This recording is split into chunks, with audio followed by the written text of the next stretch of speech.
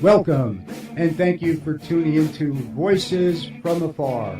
And I am your host, Bill Demarest. And I am a traveler of both time and space, to be where I have been.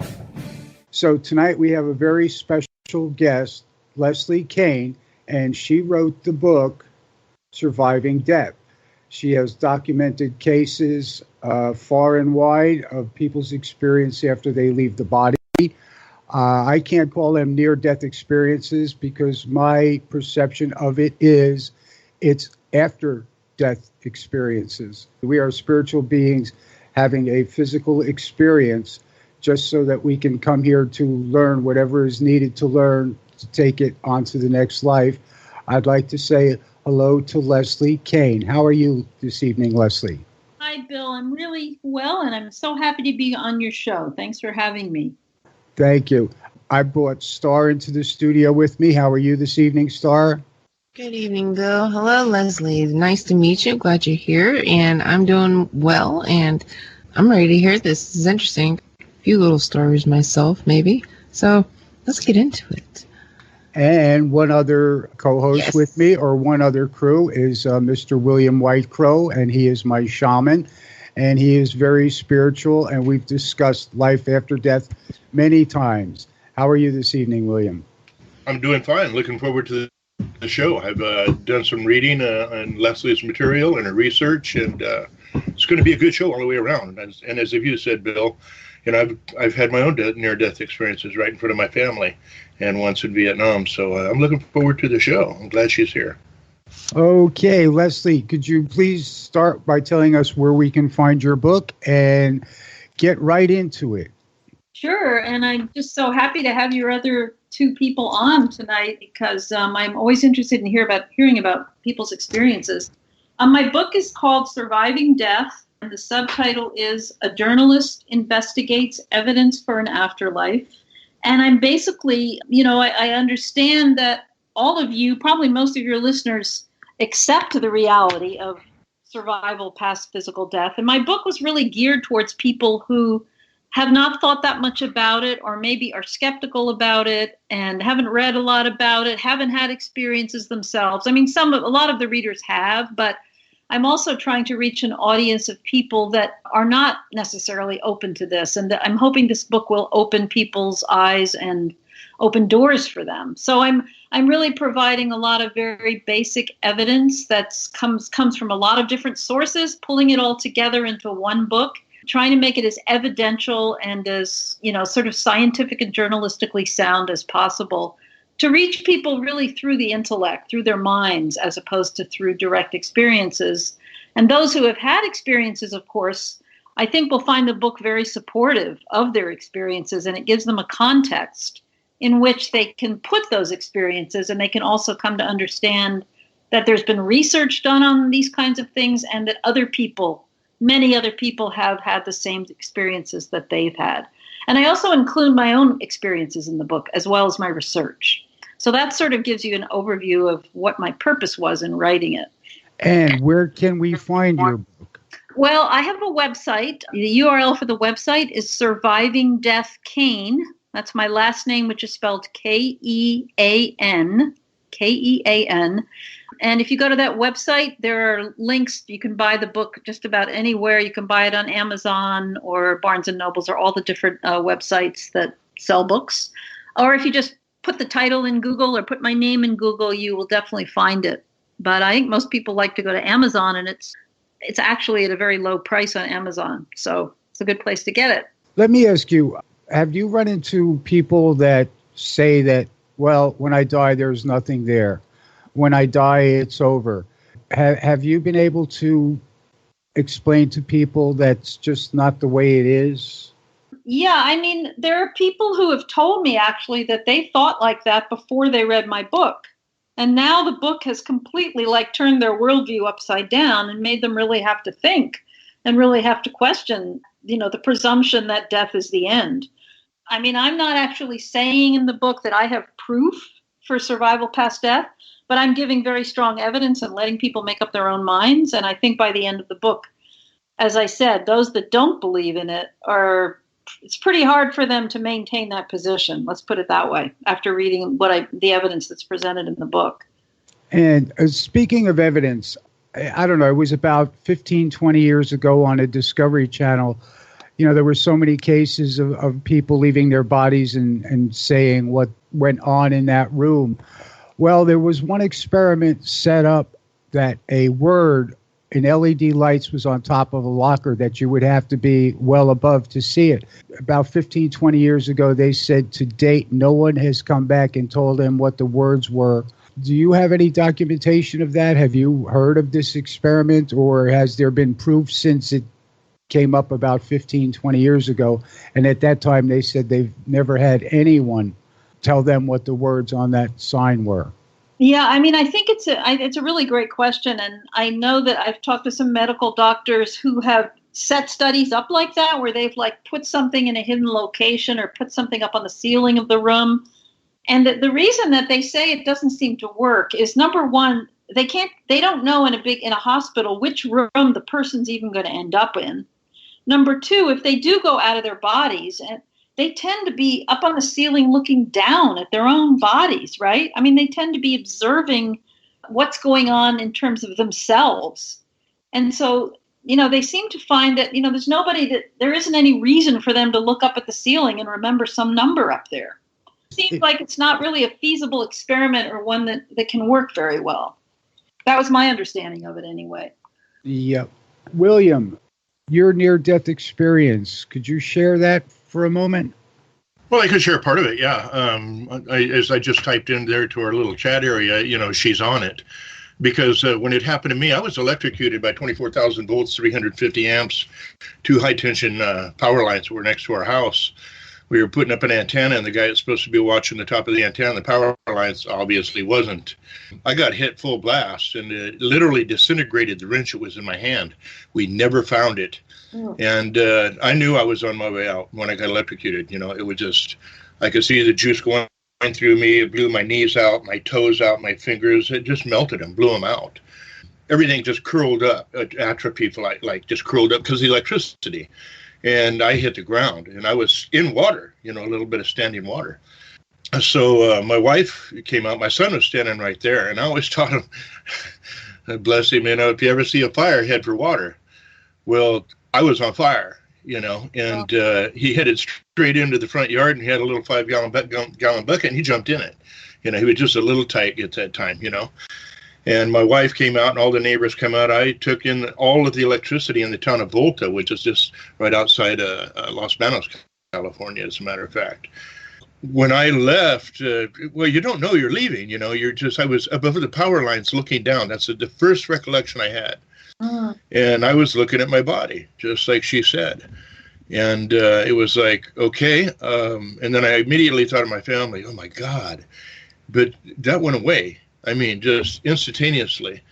And next thing I know, I'm in a different world, a different, shall we say, dimension or whatever you want to call it, It was far beyond anything one would ever think of heaven, far beyond. It was realer than real. And I was standing on a beach. This is interesting. Maybe it's because of the way I was raised as a shaman, a medicine person and everything, and the native beliefs and everything. But I was standing on a beach, and one side was that red clay, that adobe red clay, that beautiful color, but it was all sand, crystalline. And then on the other, about 15, 20 feet from the beach was that white, pure crystalline sand. And there was just a perfect divide between these. And I looked to my left, and I seen some trees and 3 sets of hills, a tree on each hill in different position, like they were raggedy and windblown, and no leaves, no nothing. And then I looked over to the right, and it was just beautiful water, just lapping waves. And you see the water diamonds, like there's diamonds in the water when it's just hitting the shore in some movies. That's what it looked like. Mm-hmm. And everything was just perfect on that side. So it was like almost like I had a choice. But what really stuck me, that's why I typed it in. I looked at myself first, my body, and then I seen my family and the neighbors and everybody standing around me. And my wife grabbed me and pulled me. I was gone for about 10 minutes. And my wife pulled me and straightened me out, and everything, got me out from where, we were working and everything and out of the water. She kept saying, it's not your time, come back. And I had moved from where I was down to the beach, and I looked and I seen footprints, but yet I know I had no body. That was unbelievable feeling. And I was in peace. I'm going to be honest with you. I was in total peace here. I was really not thinking of anything. It was like I knew what was happening for some reason. And I kind of levitated out over the water. And when I was out, heading out a little bit ways, just kind of, I guess you could say looking around, but I was being pulled a direction really, in a sense. I heard, it's not, you have to stop. It's not your time yet. And when I came back, it was like falling. There's a lot more to it, but I'm giving you a short version. And I started falling back. I went straight. I didn't fall, but I went right back across the water, back to the edge of the beach here. Seeing my footprints as I'm moving backwards, right to my same position that I got there in. I watched the footsteps disappear, and then I felt like I was falling off a 50-story building backwards. Whew, that body rush, and then whoo, I woke up real fast. Like my wife said, my body just jumped, like I jumped back in my body, and I had no heartbeat, any of that. I was gone. Right. And when I woke up, it was like, let me stand up. I have to stand up. It's just a survival mode that I go into. I got to stand up and survey in myself and everything. And that's pretty much the short version of my experience. But that falling, I tell you what, coming back in, it's like traveling 1,000 miles an hour backwards, and then you hit. And you come back in your body. It was just amazing. It reminds me of the Pam Reynolds case. I don't know if you remember in the book, but she described when she was out of her body, she didn't want to go back, which is so common. As you say, you're at peace in this beautiful environment. And she talks about a family member who actually forced her to go back. And she described a similar thing, that she was like falling, and then she suddenly like landed with this big, kind of thud in her body, and her body they were at that point trying to start her heart again, but she described it as a very unpleasant experience to have to back in. Definitely. Very unpleasant. Definitely it is. It's a rush. That's about the best way you could put it. And so many people say they don't want to come back. I didn't. I came back, and I'm glad I did because of my family. I look at it now, but there's still a longing way back in the back there that when death comes, I'm not going to fight it at all. I'm totally not afraid of death, and when it happens, I guess it's a good day to die. Best way to put it. That's how the Native Americans used to say it, right? Mm-hmm. Yeah. Yeah. That's my belief. Yeah. Yeah, that's really an incredible story. I really appreciate hearing it. And that's why I asked him. Thank you for letting me tell it. Yeah, and that's why I asked him to share it, because I'm sure that you have, similar case histories. Is the most interesting case history you came across the child that claimed he was the pilot that got killed in a war? I mean, that certainly was one of them. That one and the child Ryan Hammonds, who was an actor in Hollywood, they're both, to me, very compelling cases, largely because the children were so young and because all their memories were verified as accurate. So it's very hard to explain how they could have had those memories that could be proven to be accurate, and, memories of the life of someone who had died decades before they were born, and someone to which their families had no connection at all. Just a complete, no connection.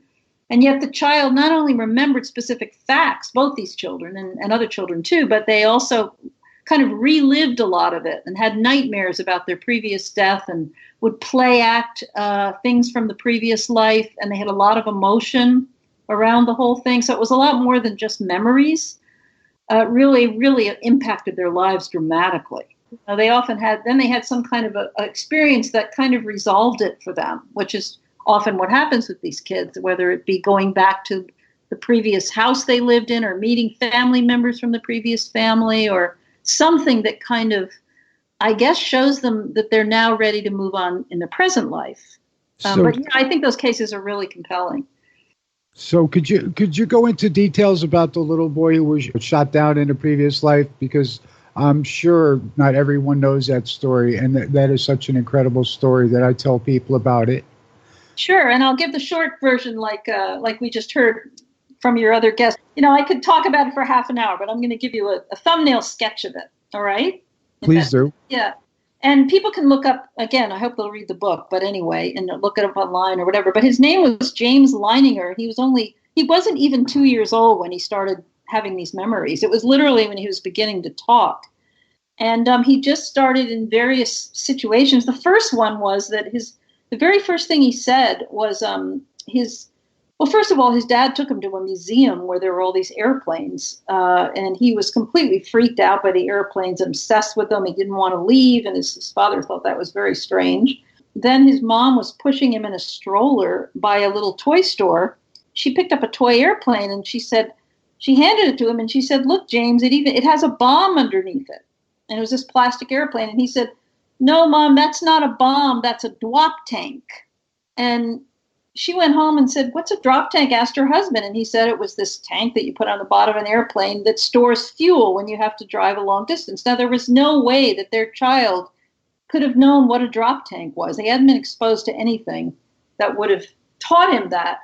And so that was just the beginning. And it went on. He started to develop these horrific nightmares where he would absolutely scream in terror and crawl up in a little ball. His dad said it looked like he was trying to break out of a coffin, which I thought was a really eerie way of describing it.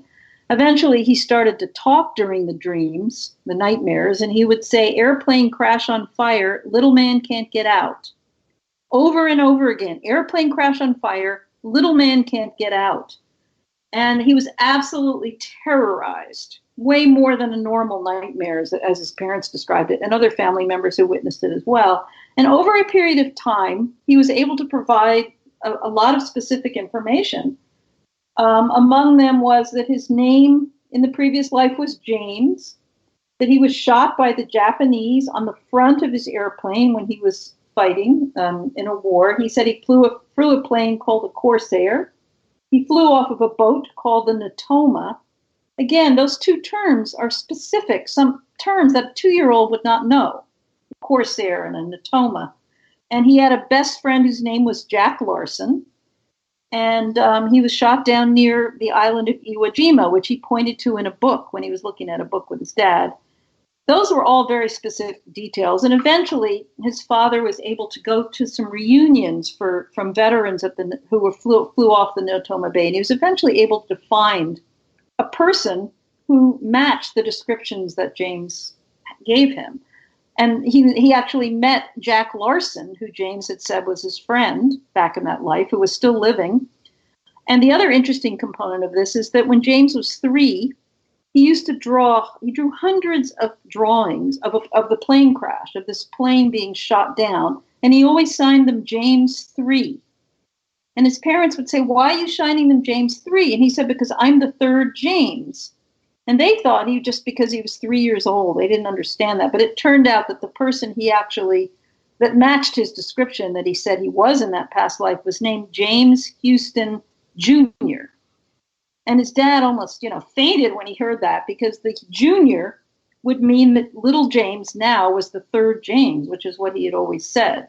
And so it's a long story in terms of how his dad was able to track all this information down and how he was actually able to locate the previous personality, James Houston Jr.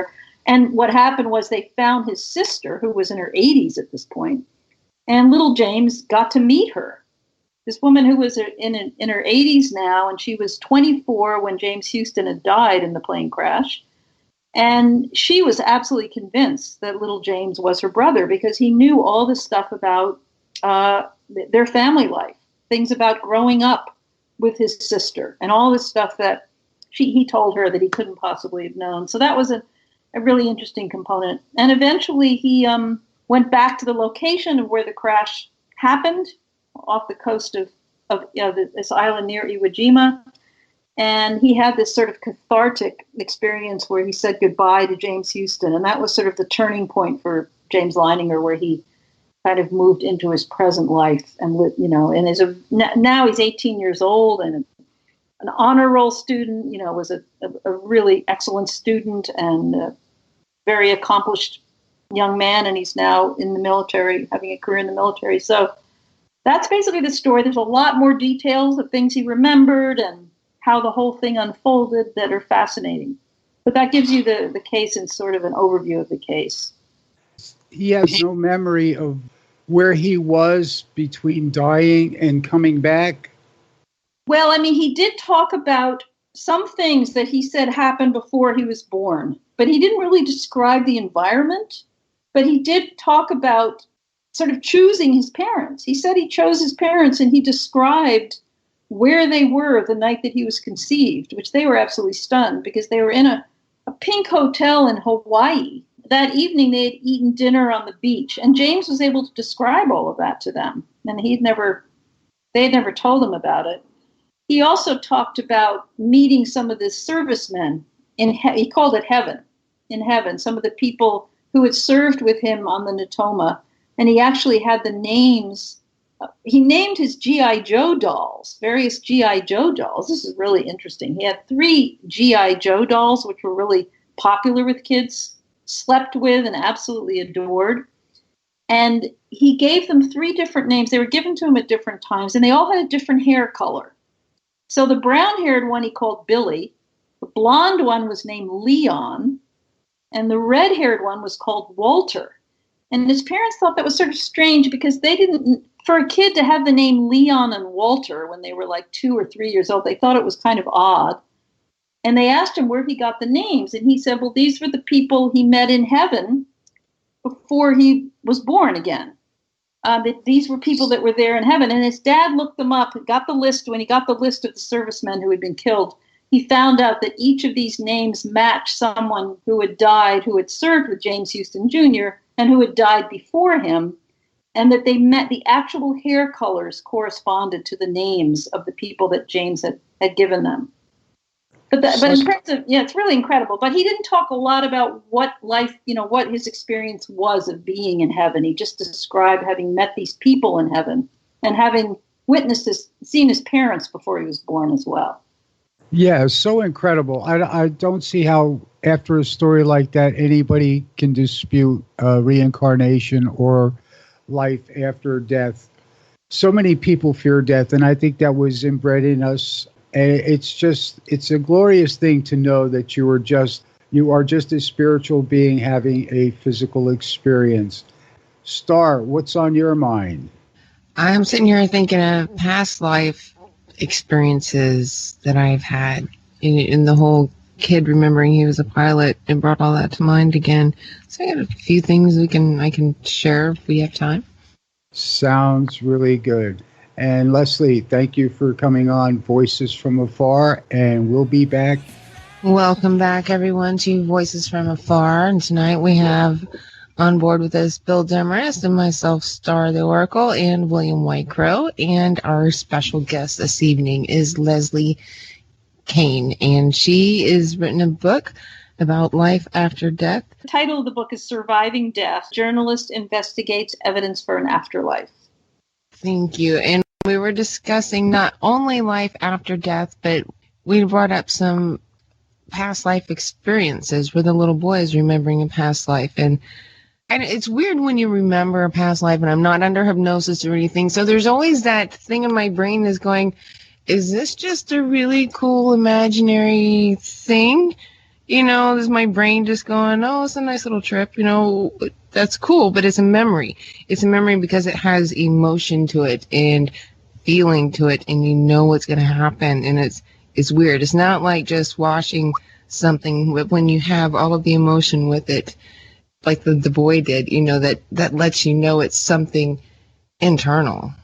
Right, and exactly. Very internal, yeah. So one of the ones that I had, there's a few. I'm gonna talk about this one.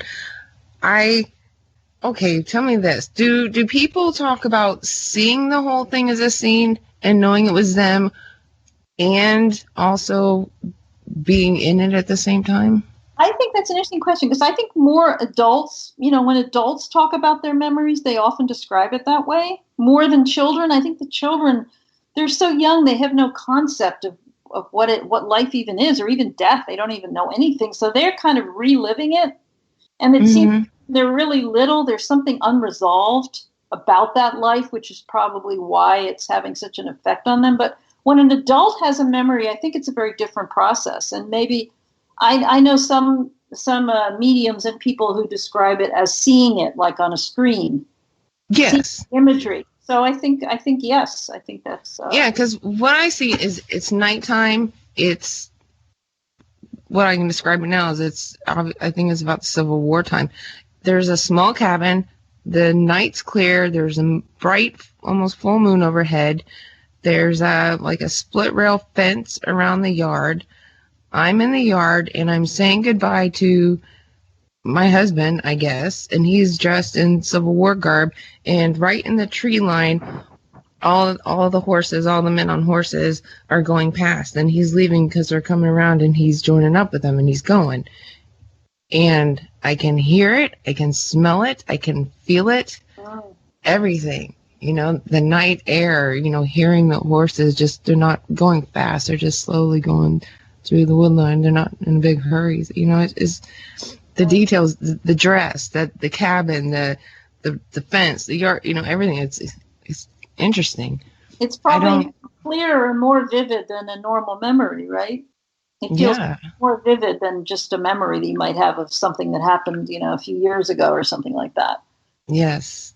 Yeah, I do have a few. There's another one, take me another few minutes to go through, but it's with a Native American tribe out in the Lakotas. So chime in with something, then I'll get back to that if we need to.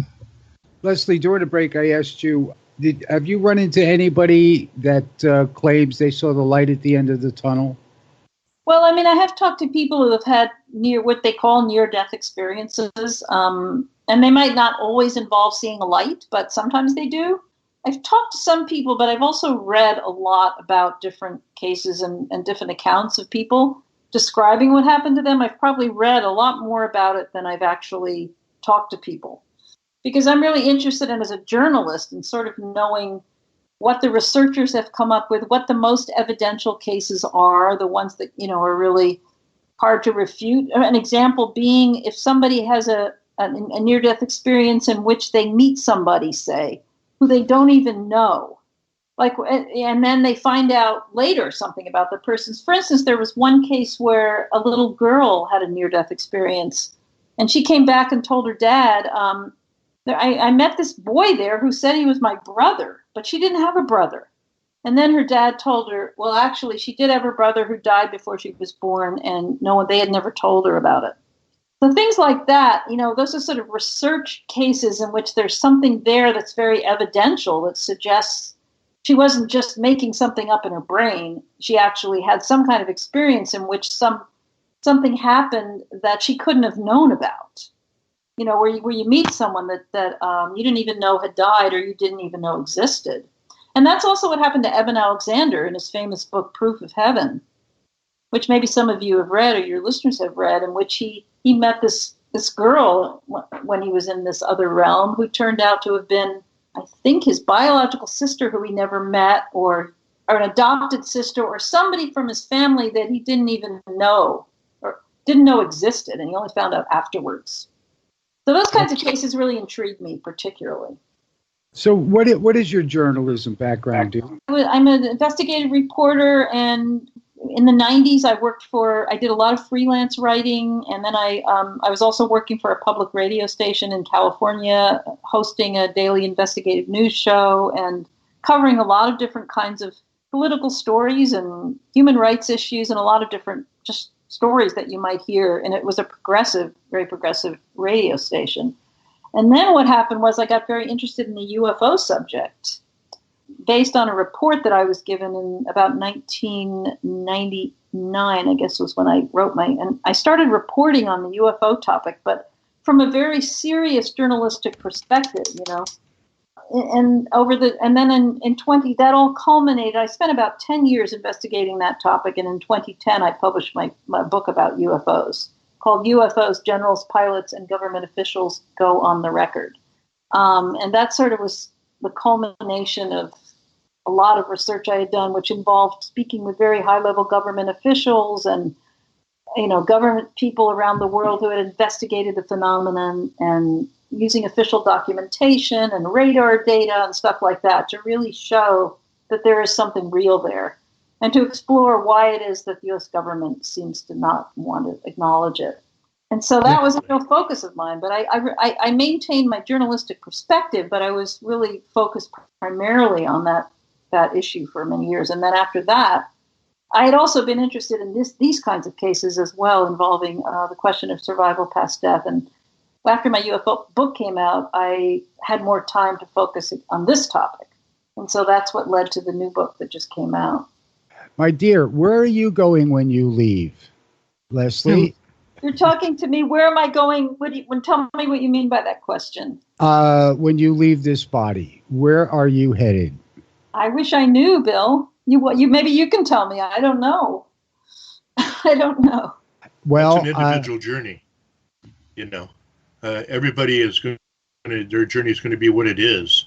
And none of us can really predict what that's going to be. We may have a feeling, because of the indications and science has proven, like you're talking about, Leslie, the existence of life after death. It's just a transition anyway, So, but each person's journey is an individual journey. They'll all be different.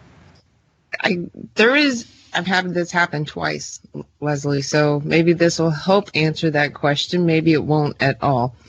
This was an experience I had in my own backyard.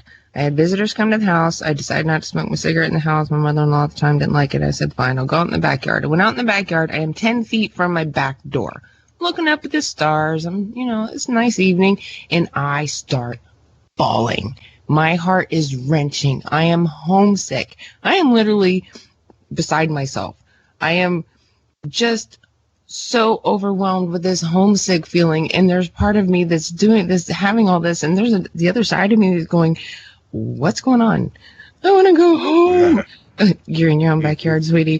This is a home. Where's home? Home's up there. I'm having this whole conversation with myself in my backyard. So yeah, I've told William about this before, but yeah. So where is home? And it's up there. So am I from another planet and I get to go back home after this? I don't know. But I do know that there was another time that somebody had asked me how old I was, and without thought, it was just instinct, came straight out of my mouth. And Earth years, where does that come from? Where does that come from? I asked myself immediately, where does that come from? So, we are not limited to our physical bodies. We are temporarily here using our physical bodies. Yes, William. Yeah, we're not attached to any one thing. This is where we need to be at this time. My perspective and your perspective is really close there, because I've done the same thing. I've walked right outside on my porch, and I've looked up in the sky and it's fed up with the world and everything, and even though I'm helping a lot of people, at the same time, and I go, you can come and get me anytime. I say that about every day. I say that. Oh yeah, but it's a feeling of that connection with something that isn't from here. Yes. That's the interesting thing. Not this dimension, this time, space. It's a good memory. It's a good feeling. So it must be very good to have that pull on us, I would imagine. Leslie, the reason I asked that is there's no doubt in my mind that after this life, I have a starship, and it's Starship Starvexer, and it's a comedy club. And all I wanted to do was, when you get, life is eternal, sometime in the eternal, I would like you to stop by Starvexer's Comedy Club, where you have the opportunity to laugh at yourself in this life, and you become a star. All right, I'll try and remember that. Yeah, so we got to start the after bucket list. So after this life, we have a bucket list of the things we need to do. One of them is stop by Starvexer, the comedy club. That's when the adventure begins. I have a question for you, Leslie. It happened to me. We had lost a child and everything, my wife and I, at about 19 months old in an accident. I went out in the woods, and of course, me being my belief of spirit and everything, I had an argument, with the Great Spirit, shall we say. Right. Just give us one more chance. Give us one more chance. A year later, our daughter, Crystal, was born. When she was growing up, and she started drawing pictures, which she started quite early. She would draw the sun and the stick figures playing in the yard, and then she would color the whole picture a light blue over the blue.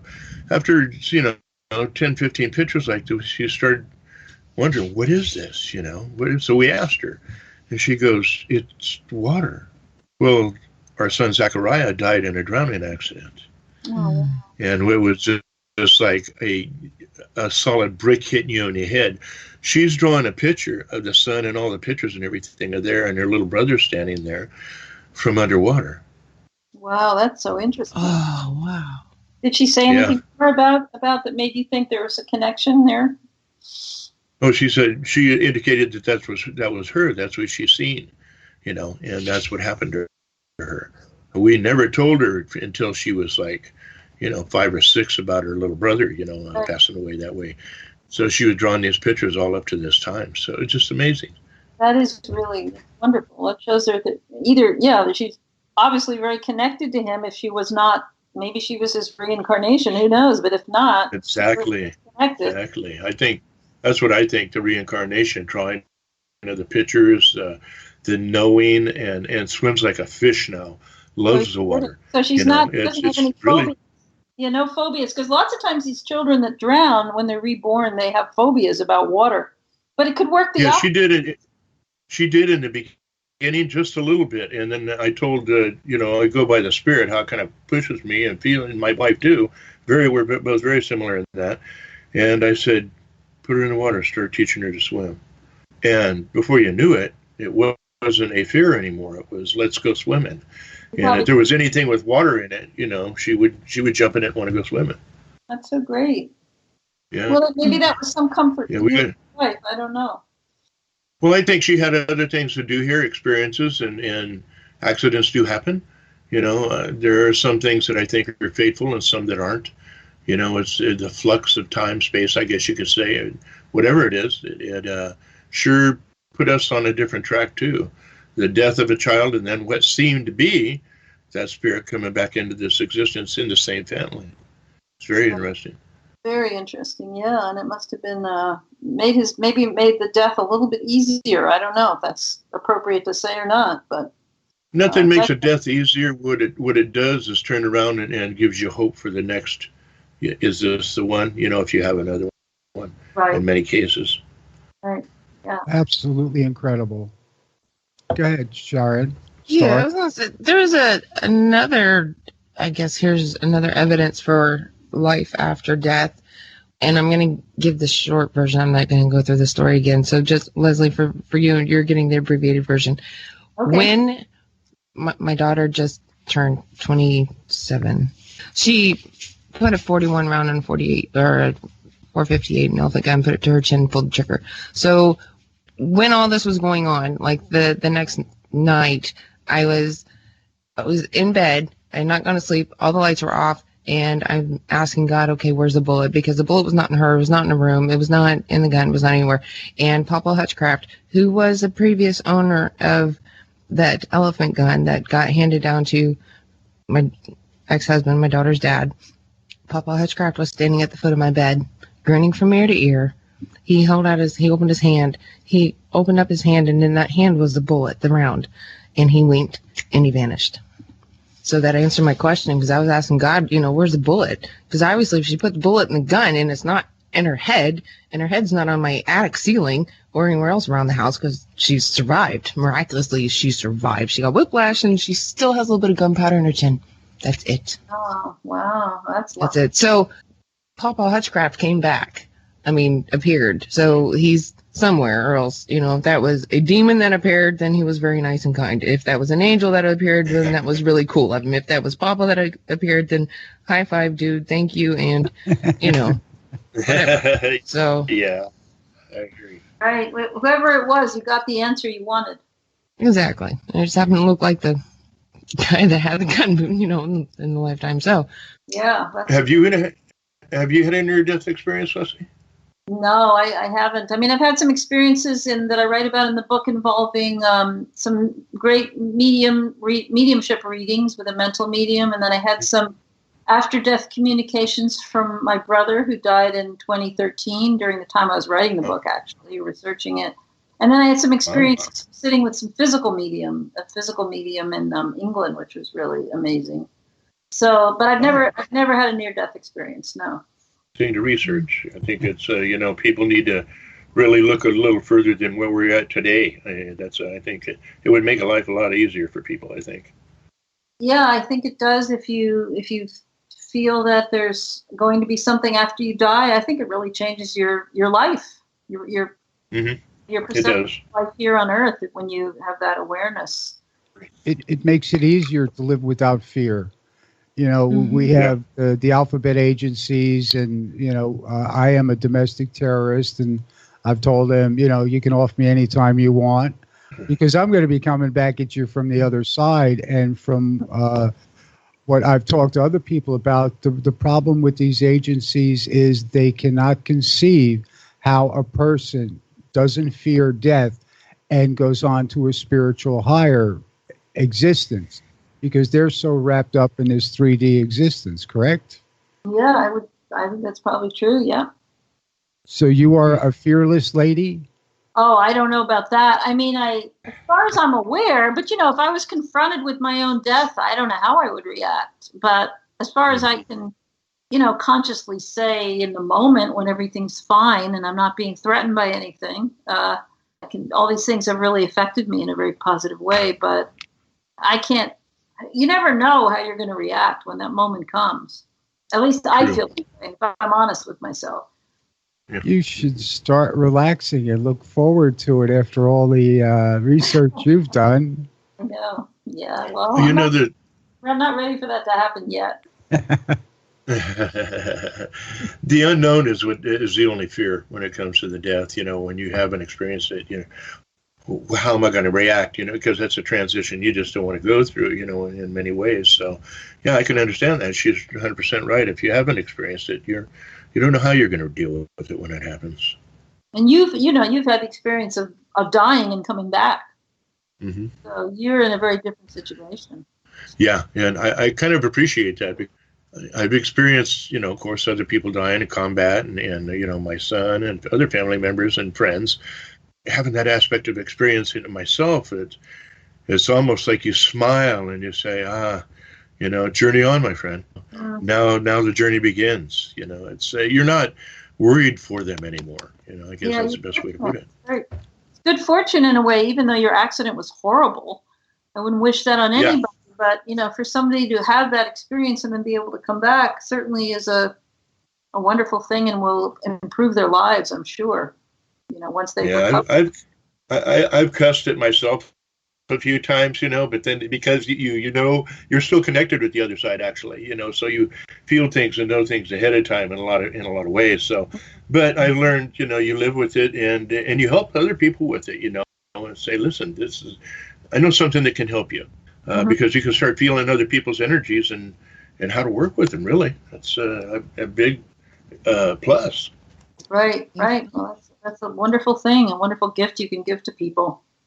And Leslie, any of the cases you've studied, these people come back with what you might call any superpowers or divination or anything of that intensity? I think sometimes when you have, I mean, what I've read is that sometimes the people that have near-death experiences, it does open up sort of psychic abilities in them that they didn't have before. So they become more sensitive on that level.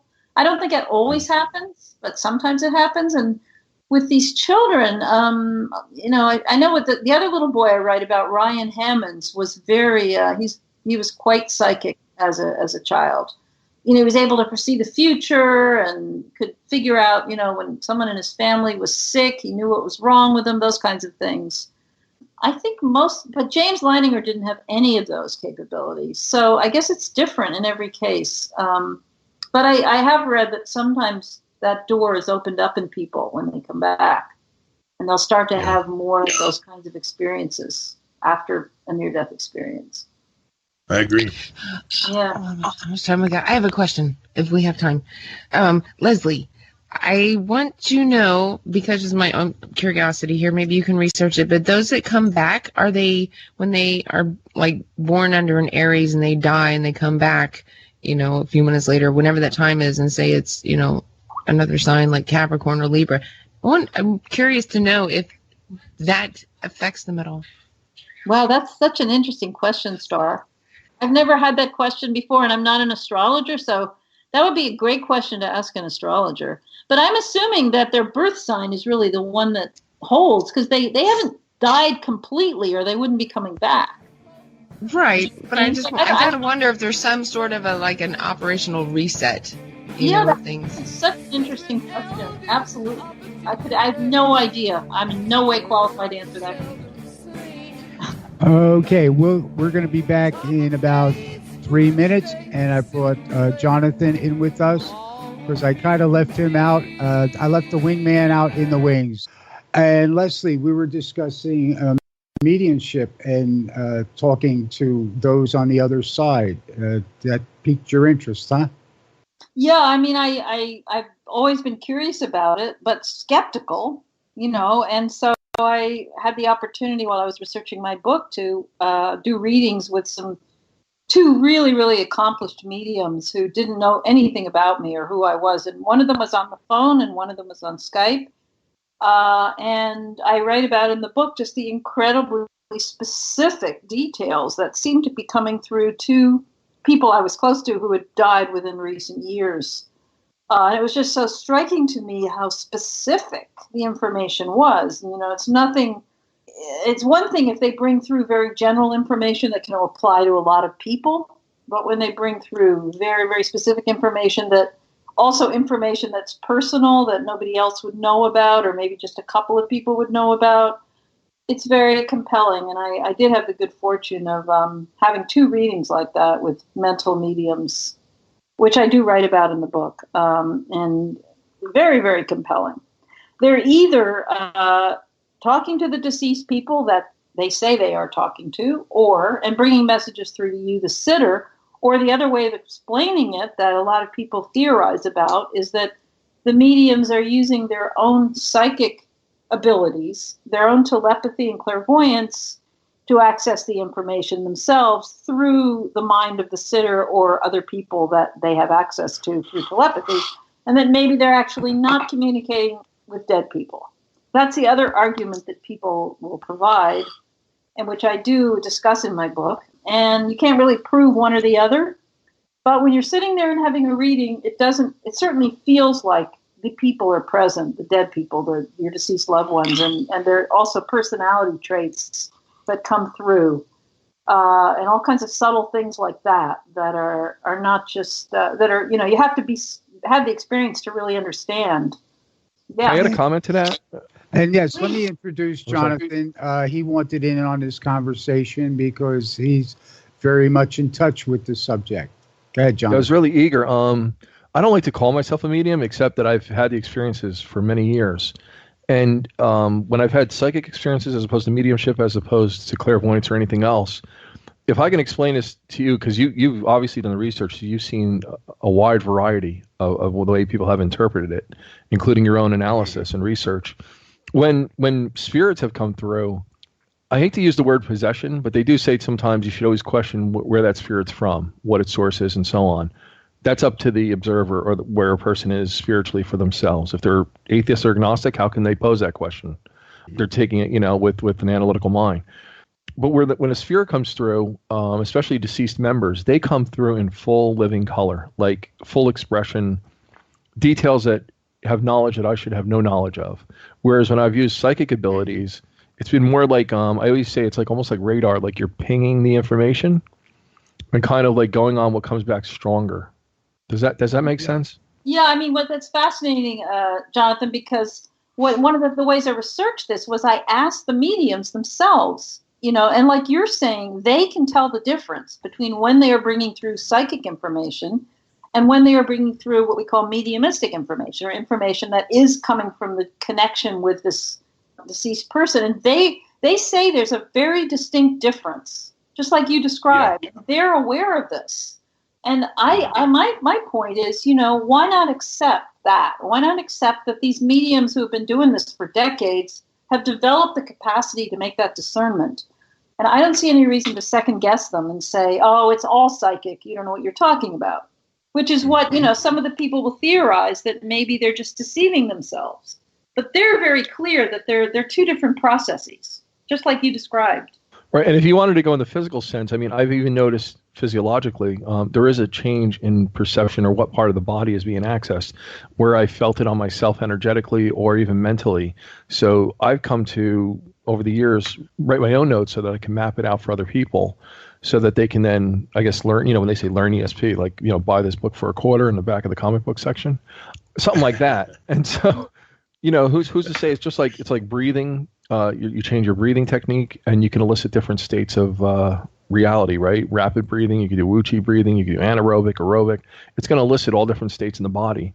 And so I think the psychic realm, or if you want to say psychic, if it's all psychic, it's all different aspects of psychic, but again, how you access it through what I noticed again when I've met, I hate to say dead people because they're not dead, they're just not in the physical form. I never know what word to use either for that. Yeah.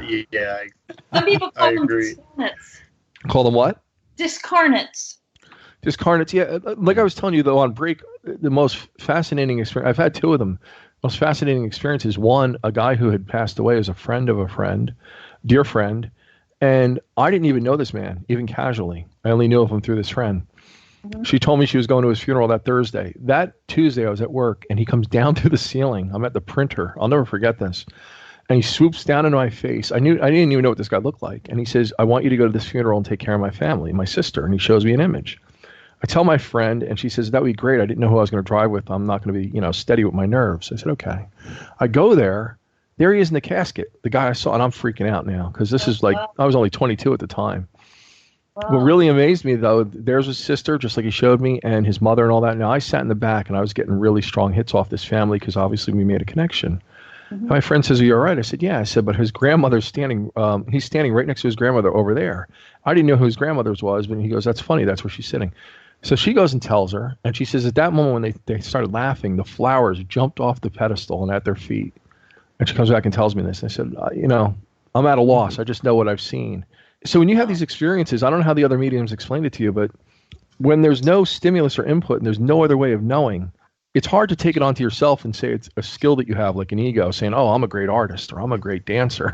There really is no rhyme or reason or switch to turn it on or off. For some reason, they see an in with you. It's almost like Whoopi Goldberg. As soon as they figured out she could read, everybody was looking to jump in her body and take a chance.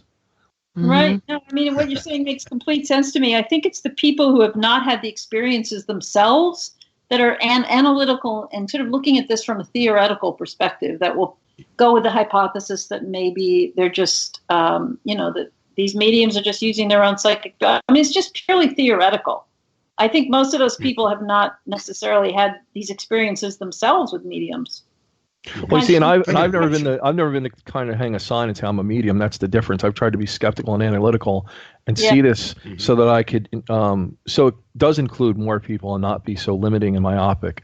I find that any group that I've ever seen tends to do that. People get very pigeonholed into that group and then a certain set of rules, and you got to do it this way. And I'm not like that. I'm like, well, the world wasn't created that way, and there's too many people that are having. That's the other thing too. Too many people have had shared experiences or had experiences of either seeing their loved ones in passing, regardless of their religion, walk of life experience. There's too many commonalities in this, and I think we touched on this last time when we talked about spirituality. Because when you tell people you're a psychic, no matter what their walk of life is, a lot of times they'll come back and say, "What do you get on me? What do you pick up on?" So there is a fascination that's built into us with this life after death idea. Absolutely. I agree. I have a little question for you here.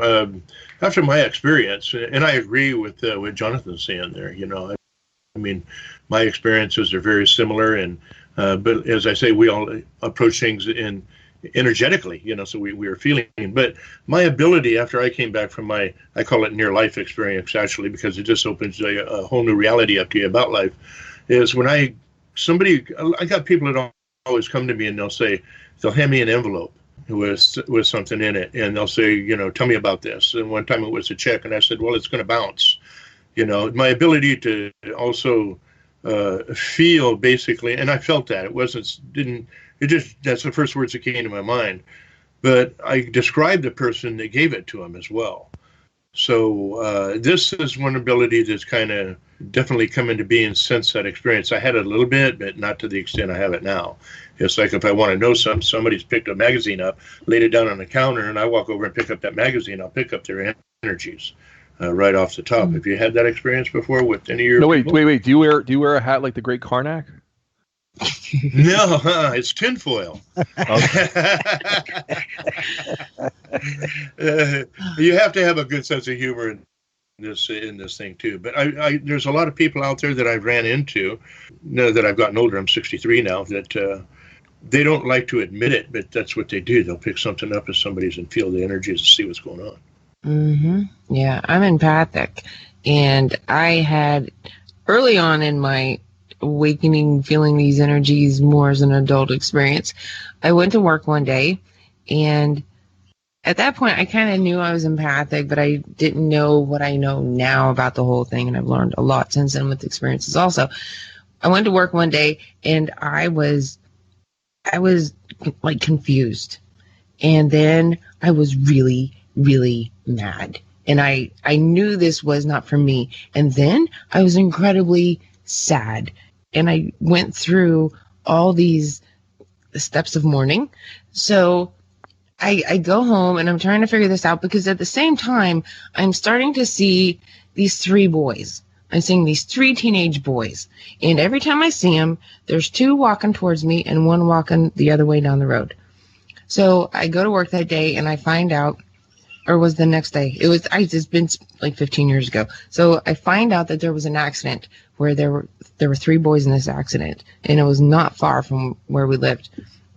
And so that next evening, I go home and I'm calling my friend. I'm like, you got to help me deal with all this energy, because Leslie, I was not only going through all those emotions, I was seeing these kids. And then once I found out what happened, these boys were talking to me. They were like, you've got to get in touch with my mom. Please tell my mom I'm sorry. Tell her I love her. Tell her, these, even now, it's tearing me up now because I can still see these kids standing in front of me. Right. But I found out that two died and one lived. And that's why I was seeing two walking one way and one walking. But I did go out to that wreck, and half of their vehicle was wrapped around a tree on this side of the road, and 300 feet up the road, the other half of the vehicle was wrapped around another tree. Oh my God! It was Did you bad. contact their mothers? I never did. I didn't know. I didn't know who. I didn't know what to do. Yeah, you don't know if the mothers take kindly to it or not. That's the problem. You never know how they're going to react. Exactly. I mean, I have had things where I've gone up to people and tell them, and you don't always get a good reaction when you're trying to give somebody a heads up about something. So, I mean, especially right away, I think if you were going to do something like that, you'd want to wait maybe, 6 months or something after it happens, and sort of give the family time to deal with it before offering it like that. And then you could offer it to them, and they could either accept it or not. But I mean, that's up to you. It's up to you. But that's how I put most of the stuff forth. I'm like, here it is. You all can take it or leave it. I'm just gonna put it out there. So. No, I have a question for Leslie though. I didn't catch the whole beginning of the show. Is your specialty or your focus on this book specifically on afterlife and mediumship? Or was it all aspects of psychic phenomena? Sort of a broad range of evidence for survival path deaths that I've brought into one book. So I've gone to a lot of different research areas and just journalistically looked at what the most evidential material is, from a pretty intellectual standpoint, but it's very readable. But case histories of children that remember past lives and that have been verified, and memories between lives, and a lot of stuff on near-death experiences and after-death communications and apparitions and physical mediumship, a whole lot of different things, basically. And then I kind of draw them into one book, and I show how they all kind of interconnect and how they all point towards the same reality, basically. So by the time you get to the end of the book, you've kind of been walked through from the sort of easier things, the things that are easier to accept initially, and then I kind of gradually walk people through one area, and then that leads to another area, and then questions come up from that one, and then that leads you to the next one. And so by the time you get to the ones that might be the harder to accept, you've done the background that lets you get there and lets you be able to accept it. So I was very careful in how I put it all together so there would be a progression. But it comes from a lot of different areas of investigation. I'm definitely going to check out your book, because I'm looking on Amazon right now, and you also did one on UFOs too. So, so that was the one I spent a lot of time on before I did this one. Yeah, so I'm very interested in topics that sort of expand our sense of what lies behind the physical world. Maybe I can give you some info for your third book. Great. Yeah, great. But I mean, it's very journalistic. It's a good book to give to somebody who doesn't quite accept this stuff and just needs a little more proof. They need a little more solid evidence, and they might want to accept it, but they just don't. And this is the kind of book that you can give to somebody who's skeptical. And it's because everything in it's very factual, it's documented, it's researched, and there are scientists and medical doctors and psychiatrists that have written chapters in the book. I've actually invited 10 other people to contribute chapters. And some of them are real experts in their field. And you read these things and you just can't walk away and say, well, it's impossible that we survive death. There's no way you could come to that conclusion. And so it's a very good book to give to friends or people who have doubts about it. Can I add one thing about time? I don't know if you encountered this with researching, if any of the people that you researched. I know, like when given readings, as opposed to, again, when a phenomena happens, like when you see a ghost or you see a spirit leave the body, or I even seen my son enter the body when my wife and him, I conceived him, came right down through the ceiling into her navel. It was just like a little orange ember on a beam of light. It was amazing. First and only time I saw that. But those are phenomena that presented itself, whereas psychic phenomena, or let's say finding missing children or doing a reading for somebody, I find that time gets skewed in sometimes in the events that you're trying to pinpoint. And I've had people come back to me, this happens frequently, a year and a half later, but call me up out of the blue. Hi, Jonathan, this is so-and-so. Okay. Are you a bill collector? It's like, I don't know who you are. And they're like, do you remember you gave me a reading a year and a half ago? I'm like, no, give me a little more to go on.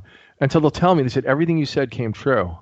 But it happened at the time. And I've had people that were in denial. I've had people tell me, I don't have an Uncle Frank. You name it. Yeah. But whatever let's say somebody, I guess, isn't focused towards phenomenological experiences. They may be a little slow on the uptake. They may be a little unaware, and it takes longer for it to saturate through to them. I don't know. But as a psychic, when they want to know these things, and they ask you, am I going to find true love? It's so hard to pinpoint because there's too many events that are happening, and it's happening in a nonlinear fashion. You know what I'm saying? It's part of their experience. So I'm sorry. Yeah, no, that makes sense. I mean, that it would be nonlinear. And I know that sometimes in readings that I've had, like they'll say something's going to happen, and then, or something is happening. And then if I say, well, no, that doesn't really ring true, they'll say, well, then it'll be down the road. It'll happen later. They can't necessarily always pinpoint the moment in time when things are going to occur. Things are often event-driven rather than time-driven. Like, yes, this event's going to happen, but this has to happen first. Or whenever this person gets to this stage in their life, then yes, this is going to happen. Because time is only like how we regulate our matrix illusion, I think. Because if you go to where you start living not by the clock, you get in, William, you know this, there's a whole flow. There's just a flow how things go. And I'm experiencing this because I've gone back to work this week, and my whole rhythm of everything is just off. But there's a side note. But yeah, everything in the spiritual realm, even, like prophecies or anything. And even the readings that I hear, they say they remind us that things of the spiritual realm are event driven. Things of our higher purpose in nature on this life, on this planet now, are event driven. Yes, things are going to happen as above, so below, but you can't go by a clock or a calendar or a year, or even an age sometimes. So I was going to say, I think there's another component to it, though. I think whenever we disconnect from this linear timeline that we're attached to, right? Like when you're doing something pleasurable, time goes fast. You're doing something with drudgery, like at work, it might take forever. But when we go into an experience, whether it's like a ayahuasca trip or even just going in a dream state or drumming or anything we do, maybe our spiritual body knows that we only have a limited time to be in that window, almost like the movie Avatar, right? When they were inhabiting those secondary bodies. And it takes advantage of that time and compresses it, or again, it's not attached to this linear scale that we're in this physical realm. And so the experience could seem like, wow, it was so vivid, it was so lucid, it felt like it was hours, and it was only people watching. You say, no, you're only under for like 30 minutes. If I could just say one last thing, the biggest disappointment, I've never taken the readings or anything personal because I never put it out for my own ego. I tried finding missing children once, and I went out one night and I was so clear, Spirit showed me on a map where they would be. I showed up, and unfortunately, I got there an hour before they did. They wound up at the same Dunkin' Donuts, the same thing. And I was so disappointed in myself. It was 1:30 in the morning. And finally I said, I'm going to just go home. I tried my best. I get a call from a friend on Facebook. They said they found him. I said, where? They said, the Dunkin' Donuts on Route. And I was like, wait a minute, I was there. So like, Spirit was showing me the right place, but had I stayed there longer, you know, my egotistical mind was thinking, no, this is stupid. Like I didn't believe in myself. I was like, this is stupid. Why am I waiting here? Had these 3 kids showed up. You didn't know how long it would take, right? That's just it. This was the first time I ever tried finding missing kids, and I just did it on a lark because it was a good friend of mine, and they were so scared. And I said, I can do this. Like something in me said, you can do this. And I went to do it. But again, if I just sat there, if 3 kids, 12, 9, and 10 show up at 1:30 in the morning, 2:30 in the morning, that was obviously them. Right. My trajectory was right. You know, everything was right, but my timing was off. And so after that, I never gave it another try. I hope you will again give it another try. It sounds like you have a real ability there. Perhaps, but again, like the problem with phenomena is, you know, it's like you don't always know what triggers it, and then if you do trigger it, then you're prone to more phenomena, and then there's a culpability to it, if that makes sense. I don't know if I necessarily want that attachment. Yeah. Huh. Very understandable. Well, I also think when people have near-death experiences, I mean, you can speak to this, William. I bet that your sense of time is completely different when you're in that other realm. Yeah, you said you were there dead. is no time. Yeah, and I bet you felt like if you had to reflect on it when you came back, I bet it felt like it was way longer than that. Oh, well, much longer, much longer. It felt like I was there for hours upon hours, you know, and it was only 5 to 10 minutes. When you're in that other connected state, time is very different. Mm-hmm. Very much so. But I've learned Indian time, as we call it, since then, you know, and that's why we do things when it's necessary to do. You know, I go by a totally different concept of time now because of what you're saying there. Your whole concept of this reality is blown when you're on the other side. You know that there's really no limitations if you get your energy right, your mind right, your soul. You know, everything combined and in balance. You can. There's a massive amount of things you can do. We look at it, telepathy, everything is all is natural. We just have to attune ourselves to it. We are on a timeline, and we have about a minute and a half before we go to another break. And if we're going to let Leslie go, I want to thank Leslie so very much for coming on Voices from Afar Indeed. Tonight. Well, thank you for having me. I greatly enjoyed it, and I learned a lot from all 4 of you. I learned a lot from you. I really appreciate that. Figured you might write another book about this show. Anyway, just joking. Leslie, really, it's been a real pleasure. It's been a pleasure. It really Thank you very much. And again, the book is called Surviving Death, A Journalist Investigates Evidence for an Afterlife. And if anybody wants to communicate with me, my Facebook page is very active, and I'd love to hear from people there. So I hope people will check out the book, and maybe we can communicate more about it. And thanks again for having me on.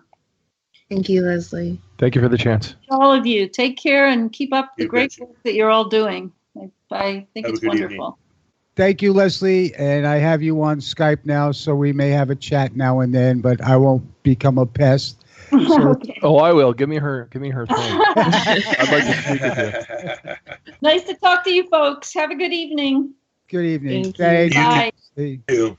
It's been a pleasure. And we'll see you next Monday. And thank you, William. Thank you, Jonathan. And thank you, Gotcha. Star, so very much. Yeah. It was such a great show. And we love you all.